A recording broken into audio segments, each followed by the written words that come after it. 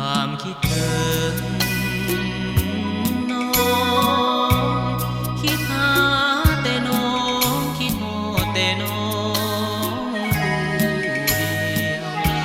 ความฟังปากสวง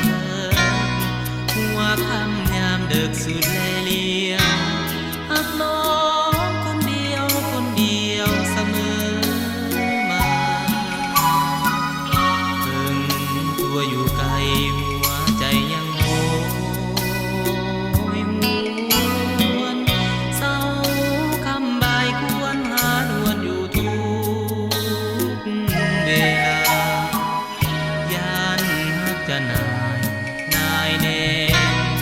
ละแวงใจอยู่อย่างภาวะคิดแล้วน้ำตาหลั่งลงใจเวลานาทีที่อายห่างน้องอายทุกมนมองยานน้องเปลี่ยนใจหากสุดที่หาจริงจากใจอายขอมาตายต่อหน้าตักน้ำหักนางบ่ลืม